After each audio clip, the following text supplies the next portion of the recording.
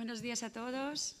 Gracias por estar aquí. Yo soy Ana María Munar, profesora de Copenhagen Business School y una de las miembros del comité científico. Estoy encantada de poder presentar a la profesora catedrática Dianne Dredge para vosotros. Y ahora voy a pasar en inglés. La ponencia que vamos a oír ahora es en inglés. So, hello, Dianne. I'm so happy that you're here today. I have some things about Dianne that I would like to say. All of them are good, so no worries here.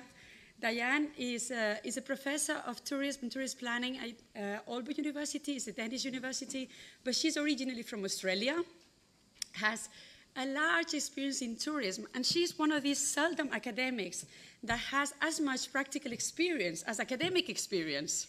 Now, very often we see people going into academia, and then that's what we have, or actually people working in the industry. But Dianne is a person that has also 25 years of practical experience. She's one of the best in her field, I can say that, in relation to tourism and sustainability, but also tourist planning and policy. And also she's a thinker. And when I say this about being a thinker, is that Dianne is courageous.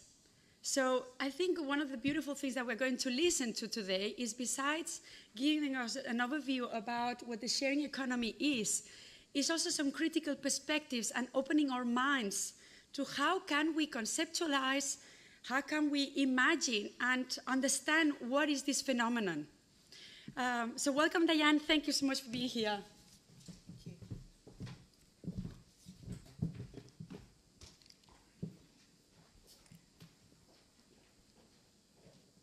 Okay. Thank you, everyone. I'm delighted to be here and to talk about the sharing economy. It's something that is, I think, a game changer, really, in the way that we think about tourism, both in a practical sense, but also in terms of our research and the way that we teach in universities. So I just think that there's so many implications and ramifications of the sharing economy that we really need to take a very serious look at what's happening and think about this, how it fits into a bigger picture, I suppose, because a lot of the time we actually do end up talking very specifically about particular incidences or episodes or companies, and we're forgetting this big picture. So today what I would like to talk about is actually how the sharing economy and tourism fit together in this wider sense, and what should be our, or to consider some of the responses that we might like to think about in this more global sense. So I've set the task for me today to set the scene for this conference or this seminar. I'll talk a little bit about how we're going to define the sharing economy, but I know that we will get into a lot more detail in the later sessions, so I'm just trying to give you an overview. I'll talk a little bit about the implications for tourism and also the opportunities and challenges and where we might find ways of dealing with this in a very considered and thoughtful manner. And I would like to actually couch those opportunities and challenges in terms of thinking about it in terms of industry responses, government responses, markets, responses to the markets and the way the market is changing, and also the community response. And I think all too often we focus just on this first one, you know, the response to the industry and the industrial concerns, but I think we really need to take this much broader approach here. So that's my objective today. So what is the sharing economy? Now, the sharing economy is not new. It's been around for millennia, in fact, in terms of sharing. It is something that we've done for a very long time. But it is actually this new sharing economy that is really the game changer that we're talking about in tourism. And there are many, many definitions, and there are many ways that we might be able to enter into thinking about what the sharing economy is. But essentially, these characteristics that I've got up here are those that most people have settled on as being the characteristics that are really shaping the impact that the sharing economy is having in so many sectors, including tourism. So it is about this increase in peer-to-peer transactions and the dissolution or the dissolving of those traditional structures that we've had in the tourism industry in terms of, you know, wholesalers and retailers and actors that are taking very specific roles in terms of marketing a destination, destination management, and this peer-to-peer transactions, that what they are doing is really flattening the value chain and improving awareness and the transactions across different people. So really sort of flattening that sort of hierarchical structure that we used to have. It's also about digitalisation and the massive growth in digital platforms and the variety of digital platforms, but not only the fact that these small companies, these startups, have in very few years really grown to be billion-dollar companies. And, you know, in the case of, say, Airbnb, bricks and mortar is not what they do, but they've managed to build a company that's worth billions of dollars. Likewise with other platforms. So this idea of digitalisation is really sort of being able to exponentially grow the sharing economy, and so that's another characteristics. Reduces the transaction costs and actually also decreases the cost of entry into the marketplace. So very, very small micro producers can actually be part of the economy now in ways that they couldn't before and reach markets they couldn't before. So that's really having an impact. And this rise of what we call, what we've come to know as platform capitalism. And this is really the growth of these digital companies, these startups. And even though we've kind of been focusing on the producers and the consumers, what we've seen is this growth of this new form of capitalism, which is very dynamic and very global. And the final characteristic is that risks are often borne by the producers and the consumers. So in the past, the risks of providing the product, making sure that there's enough market to, you know, make it efficient to produce and profitable, all of those aspects, and, you know, the risk that it was on, say, hotels and that sort of thing has now been moved away from the hotels, and the risk is now on the producers and the consumers. And the platform capitalists are not, the risk is actually not so much on them either. So there's this shift in risks, I suppose, as well. So that's the way that the sharing economy is characterised, and they're the characteristics that are really shaping the new ways that we have to deal with tourism in the future. Okay, so setting the scene. In terms of there is absolutely no doubt the sharing economy, it's global, it's growing really, really fast. It's supposedly going to be worth about $335 billion in 2000 globally within 2025, from about $15 billion it was worth in about 2015. So massive, massive growth. But the other thing about it, not only is it growing fast, but it's actually not place-bound. And when I talk about place-bound, it's actually not, in contrast to the traditional tourism industry, the platforms and the sharing economy is something that you can access regardless of where you are. And what it means for tourism is that tourism always used to be place-bound, and you would buy from a producer or a hotel, or you would buy a service or a product in a location and consume it in that location. But now these platforms are allowing us to consume in different locations. So our money is moving in a more liquid and global way. And I think for destinations, one of the things that we have to do is really think about how we can capture more value in destinations, because it is becoming so liquid and so fluid and that's not, you know, it's just an opportunity as much as it is a challenge. So there's very, very uneven uptake, and that's another thing that sort of concerns me. We're in the very early stages of trying to understand what's going on here with the collaborative economy. And there's been very uneven uptake across the world, and there's studies that are being done in the United States and the UK and in Europe and all sorts of places.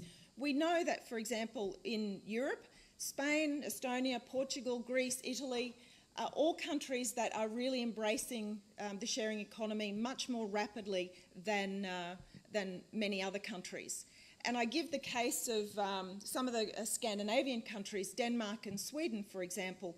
They're also very interested. It's not as if the collaborative or the sharing economy doesn't exist there, but it's a very different interest they have in it. So in terms of what the early research is showing us is that in these countries, Spain, Estonia, Portugal, Greece, it is actually driven out of, there's a certain necessity in terms of trying to innovate in the economy, but also particularly micro-entrepreneurs are driven by the need to supplement income and things like that. So it's no wonder that there's lots of interest in the actual production here. Whereas in Denmark and Sweden, for example, the interest is more around the sustainability angle and not so much about the economic angle, but the sustainability angle and how can the sharing economy actually produce a more sustainable lifestyle and reduce our consumption and that sort of thing. So very different drivers even within Europe. And in the US, for example, a lot of it is actually driven by price. And recent studies have shown that the market in the US, for example, is really driven. About 75% of people will entertain a transaction in the sharing economy first and foremost because of the price difference. And only 25%, for example, will actually entertain it motivated by a sustainability angle. So to reduce consumption or be more sustainable. So yeah, very, very different, and I think we're really only coming to the very early stages of understanding what the drivers and the influences are in particular countries. It is challenging the traditional tourism system in many, many ways, and as I mentioned previously, there are a number of actors in this industrial tourism system that are now starting to think, uh-oh, what's happening? And I'm not just talking about traditional hotels and taxis and things like that. I'm also talking about DMOs, for example. Because of this peer-to-peer transactions that's happening, the destination image and the marketing and the development of the presence of destinations within the tourism marketplace is actually being also subverted by these peer-to-peer transactions and the feedback that's being given in real time on social media sites. And so there's this real sense of, well, where are DMOs going and what will be their role in the future when there's a lot of other activity here. Used to be that the DMOs had much more control over the projection of their destination image and marketing. So it's really challenging our industrial system in many ways. And I think we need to really think about where that's going, not just acknowledge, but where do we want this tourism system to go in the future. It's also about shifting power from the users, from the producers to the consumers. So no longer is it about marketing a product, enticing people to come and visit your location and consume your services or your products, but now the user or the consumer has so much more power to choose where they're going to go, and it's so much harder to reach collectively these users. So I just wanted to reflect a little bit about where, in fact, the sharing economy is in tourism and where it's making its impact. I've identified here a number of locations here. In food, for example, we can go kitchen surfing, we can share a meal with local families. and that sort of thing. In terms of services, we can rent anything from a suitcase to a surfboard to a bicycle. There's health and well-being that you can access in a local destination merely by accessing one of the platforms, and you can do yoga in the morning. You can go and get all sorts of services around health and well-being and training and that sort of thing by accessing these platforms. Money in terms of just exchange rates. People will, through websites, exchange cash at when you reach a destination and you need cash in foreign currency. Travel companions, you can find any sort of travel companion that you would like. You can find somebody who will wander with you through territories and countries that you're not familiar with. You can find a nanny to look after your kids when you're flying. You can trip together in all sorts of different ways. Accommodation we probably know most about, and I guess, you know, Airbnb and the house swapping websites are probably the poster childs for the sharing economy, so they don't need too much introduction. Transport as well. Uber is probably not so much the poster child, but it's definitely in the news quite a bit. But there's also BlaBlaCar and a whole lot of different models there. And one that we haven't really thought about that I think is actually, well, it's really interesting for me because I'm in the education sector, but it is about the way that education is changing as well. And there's a lot more sharing education, which is going to have a huge impact upon how we offer, you know, our higher education programs, but what sort of education you might seek to achieve when you're travelling or in your destination. So you can get all sorts of share platforms that will provide you with educational opportunities that may in fact de-centre the role of formal education, both in the tourism industry but also for the traveller as well. And I think that's an area we've got to think a lot more about. So yes, just trying to capture where it's happening. And as you can see, it's happening in many, many different parts of the tourism system. So where's the growth in the sharing economy that's affecting tourism? Okay, so there's actually 5 areas that are growing enormously. 4 of them are here. The other one is music. I didn't put music up there because it's not so relevant to us.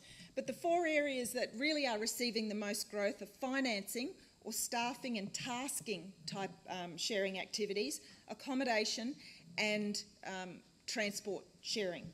So of all of the sectors of the sharing economy that are growing, 4 out of the 5 top growing subsectors are really directly impacting on tourism. And I think that from a policy point of view, or just in terms of how we're responding to this, often what we are seeing is a very reactive and ad hoc response to particular issues that are arising. And often the responses are because governments perhaps need to feel accountable to the industry because the industry, the traditional industry, may be doing it a little bit tough. But in fact, that sort of ad hoc reactive response means that we're reacting to Uber, or we're reacting to Airbnb, or we're reacting to individual companies.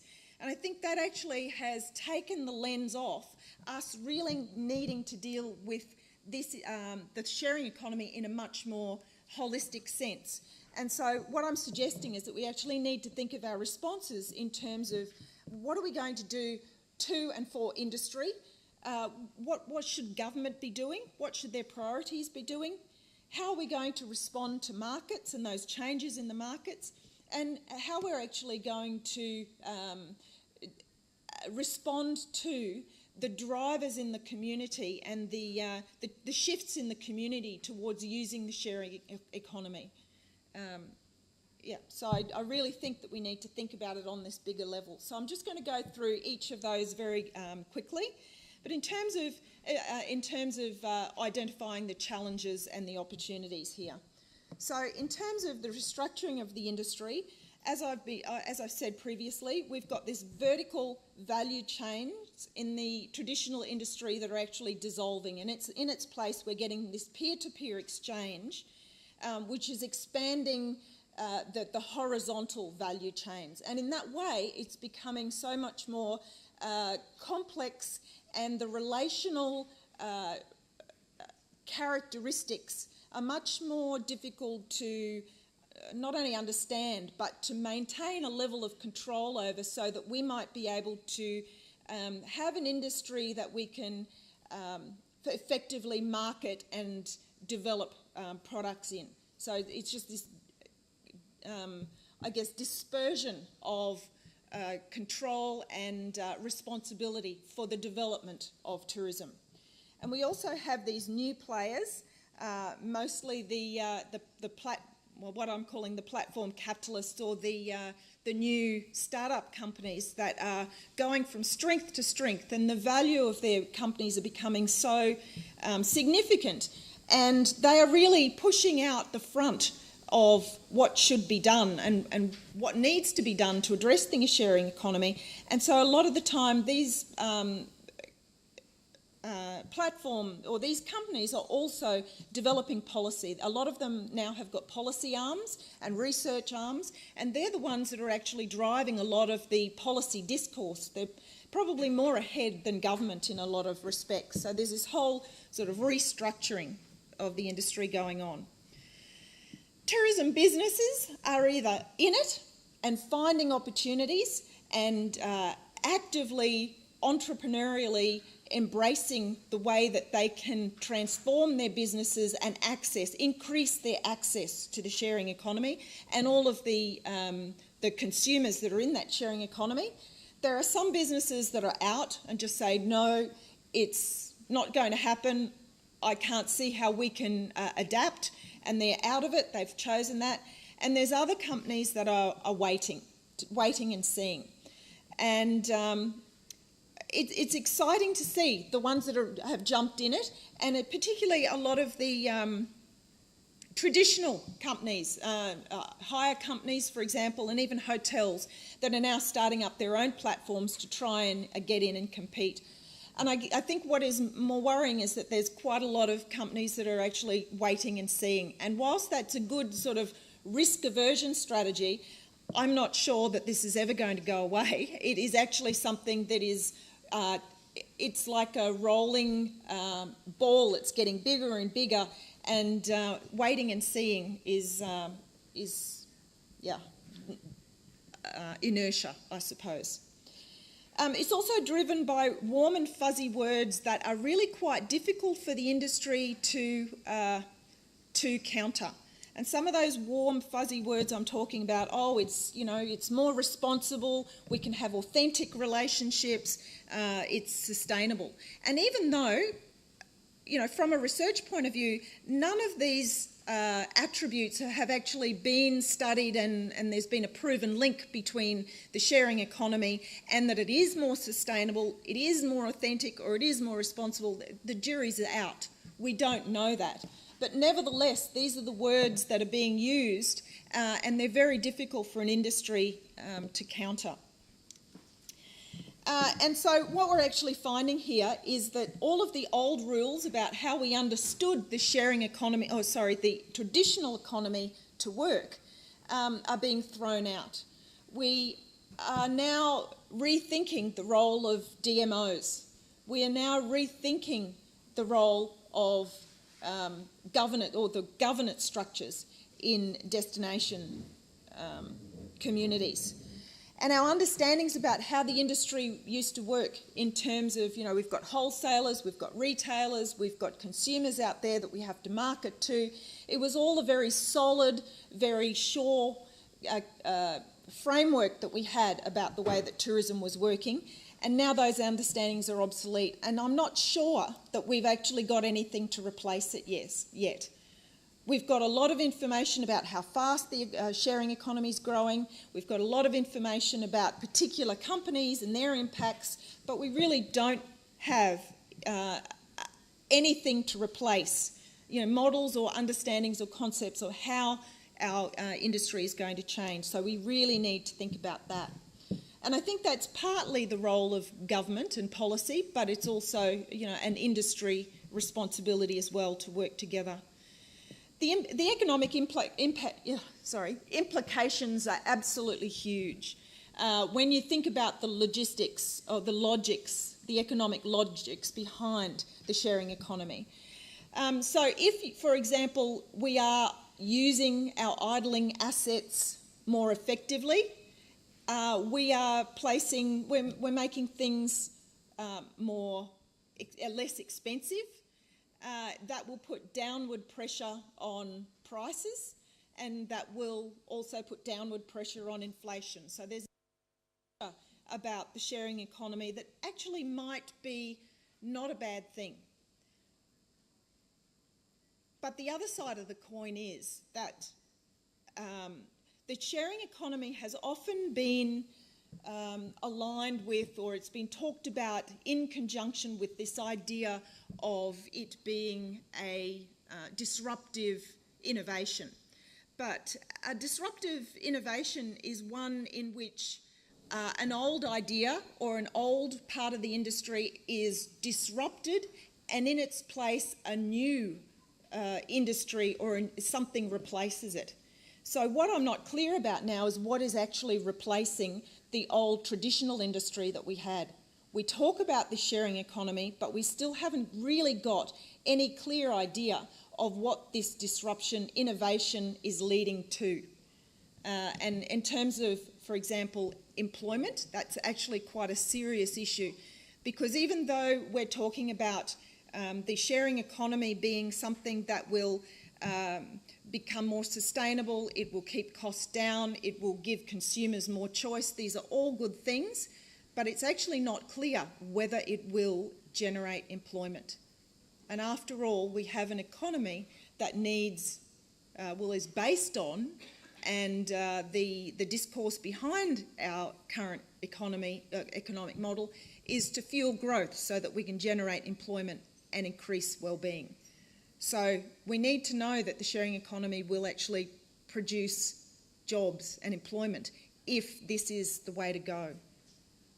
Just raising some questions there. Okay, so I've jumped ahead to that point already. So along with employment, obviously, we've got some real questions about labour rights and the erosion of hard-fought labour rights that have been progressively developed and enshrined over the 20th century. And now we're seeing an erosion of this because through this peer-to-peer networking, people are driving cars or they're renting their homes, and the labour costs and the labour inputs are not actually being included in those transactions in a lot of cases. There are no, for example, I'm not aware of any collective representation for people who are actually in the sharing economy. No union, for example, is what I'm trying to say. So who's looking after those interests? And also the regulation of commerce and the regulation of production is more difficult to address because of this peer-to-peer, very fragmented production that's going on. So we've got some real sort of policy issues over that. So responses, obviously, as I've said, are ad hoc, reactive, and often very specific to particular issues that have come up, driven by very local issues. And another observation I've made is that because of the lack of real deep engagement and research and knowledge building that we have over the sharing economy to date, one of the things that's happening is we're actually just taking policies that have been introduced somewhere else and we're applying them in our own region, tinkering with them just a little bit and applying them.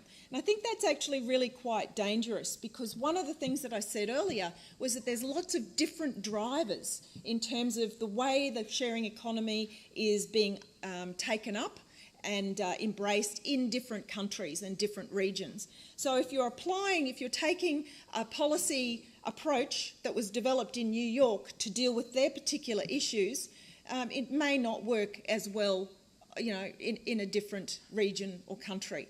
And so we need to be very careful about that policy mobility and the application of responses from elsewhere. So let's talk just briefly about markets, and I really don't want to go into this in much detail because the next session will actually deal in a lot more detail with the actual change in or shifts in consumer trends. So I just wanted to really bring it up that these markets are changing, and they're changing in ways that we will find it much more difficult to deal with, much less control and shape and influence in the future from a tourism management perspective.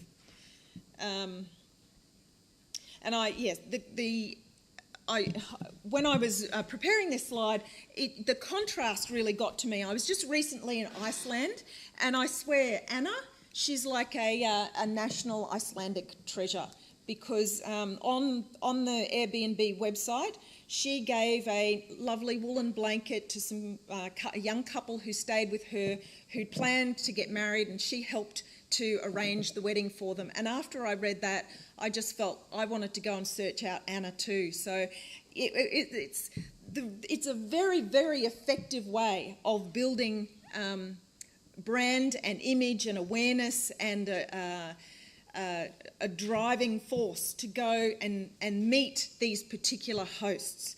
And then the other side of the coin is this one down here. And a couple in Calgary made international news. A couple in Calgary rented out their home this year. I think their names were Star and Wayne King. And that's what they came home to, $150,000 worth of damage. And so you get a very different things that are happening in this market. And even though in this sort of market arrangement, and even though we are talking about the fact that this relationship between hosts and travellers, between the producers and the users, is mediated and controlled through the development of feedback and trust that is developed through these feedback mechanisms, it's not. It's still problematic, as these two examples, the difference between these two examples will show.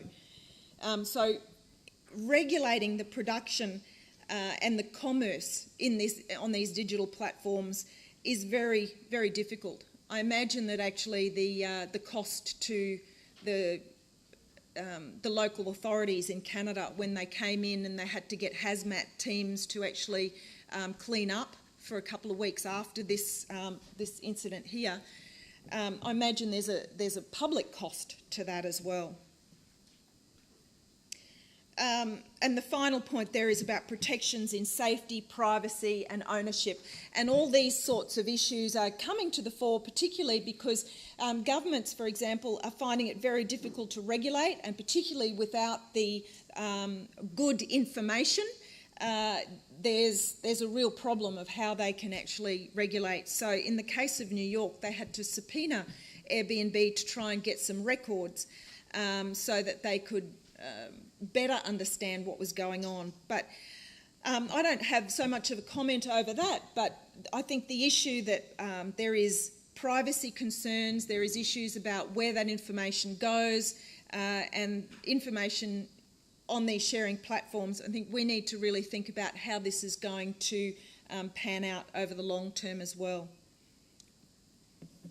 In terms of community, I think we've heard a lot about, particularly in places like New York, and I will say that Amsterdam, Paris, London, Singapore, other places, there's not so much, of a negative feel, but often this very negative feeling is really related to some very localised impacts. So in New York, it was actually about the impact on the loss of revenue from the accommodation taxes that are being collected in the accommodation sector, the formal accommodation sector. It was about impacts on the rental stock as well as the real estate market in certain areas where apparently people in lower socioeconomic areas were actually being evicted or moved out as a result of owners wanting to use their apartments for Airbnb and those sorts of sharing platforms. So I'm not sure that that's any different, for example, to coastal destinations where you actually get lots of people who want to live or rent by the coastal areas, and they displace local people who have to move more inland away from the coast. So I'm not so sure that those sorts of rental and real estate market issues are unique to the sharing economy. I think that they are probably more broadly applicable in tourism. There's nuisance impacts on neighbours about noise and partying during the week and things like that. And the impacts are being felt on traditional industry subsectors very differently. So transport and accommodation are the two ones that we're getting most of the media coverage about, but we don't know about the other impacts in other areas. Erosion of labour rights that I've said, and consumer protection. So they're the interests or the issues that are really playing out in the community sphere. But nevertheless, people are still actively engaged in a very, it's growing. The uptake is very much growing. So despite these sorts of, the coverage of these sorts of impacts. So what are the opportunities? I wanted to point out where I think that we can address some thought over the next day and a half to really think about some of these areas. The sharing economy represents, whether indeed it is or not a disruptive innovation. As I said, we need to think about whether it is or not. But nevertheless, the sharing economy, the sharing platforms, peer-to-peer consumption, there's a lot of entrepreneurialism, a lot of great ideas, a lot of innovation that's going on. And I think for destinations, it's really important to try and capture that and to bring it back down to make sure that there is impacts happening in place. So remember before when I said it's not place-bound? I think we have an obligation to think about how we can capture those impacts or those opportunities and grow them in our destinations, not just allow them to be fluid and liquid and outside and move outside. So yeah, to capture that global activity and benefit, make it benefit locally. And I wanted to point out where I think that there's been a little bit of a gap in terms of our thinking in terms of this.